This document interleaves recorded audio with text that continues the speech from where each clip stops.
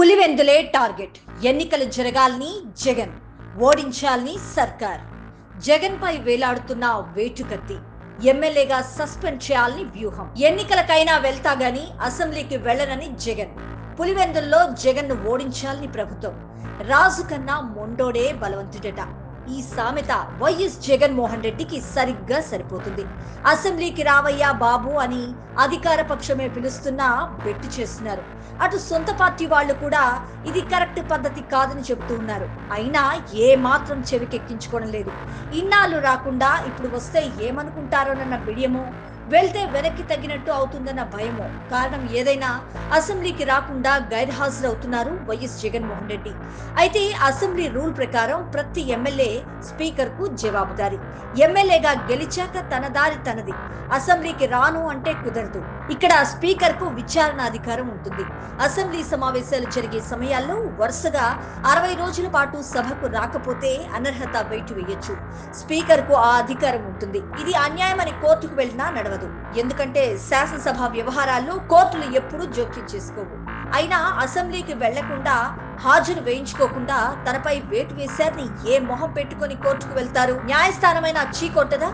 ఆ వాదన విని అసెంబ్లీకి వెళ్లడానికి మీకొచ్చిన కష్టమేంటని కోర్టు కూడా నిలదీదా? అదంతా తర్వాత గాని ముందుగా అసలు పులివెందుల్లో ఎన్నిక జరగాలనే కోరుకుంటున్నట్టున్నారు. ఉప ఎన్నిక జరిగితే సత్తా చాటాల్ని వైఎస్ జగన్, మళ్లీ గెలిచే ఛాన్స్ ఇవ్వకూడదని ఇటు కూటమి. ఎవరి వ్యూహాల్లో వాళ్ళున్నారు.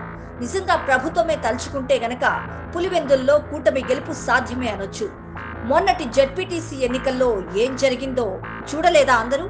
ఆ ఎన్నిక అక్రమమా సక్రమమా అని చూడడం కంటే పులివెందుల్లో వైసీపీ ఓడిపోయిందన్న వార్తే హైలైట్ అయింది. రేపొద్దున పులివెందుల అసెంబ్లీకి బై ఎలక్షన్ వస్తే ఆ ఎన్నికల్లో జగన్ ఓడిపోతే పరువు గంగలో కలుస్తుంది. ఇదే విషయాన్ని పార్టీ నేతలు జగన్ కు చెప్పారట. అసెంబ్లీకి రాను అనేంత పట్టుదల ఉండకూడదని హితవు పలికారట. కానీ ఉప ఎన్నిక వస్తే రాని అనే ఆలోచనలో ఉన్నారు వైఎస్ జగన్. అయినా రేపొద్దున ఉప ఎన్నికే జరిగితే ప్రజలకు వైఎస్ జగన్మోహన్ రెడ్డి ఏం సమాధానం చెప్తారు? మీ వెన్నంటే ఉంటాను కాబట్టి ఓటు వేయండి అంటారా? అసలు ఇప్పుడు నియోజకవర్గంలో ఉంటేనే కదా పోనీ పులివెందుల సమస్యను అసెంబ్లీలో పోరాడతారా అంటే అసలు ఇప్పుడు అసెంబ్లీకి వస్తే కదా ఏం చెప్పి ఓట్లు అడుగుతారు జగన్మోహన్ రెడ్డి? ఇప్పటికైనా వేషజాలకు పోకుండా అసెంబ్లీకి వెళ్లడమే కరెక్ట్ అని సూచిస్తుంది భారత చైతన్య యువజన పార్టీ. ప్రతిపక్ష హోదా ఇవ్వకపోయినా ప్రజల పక్షాన పోరాడొచ్చని వైఎస్ జగన్ కు హితవు పలుకుతుంది భారత చైతన్య యువజన పార్టీ.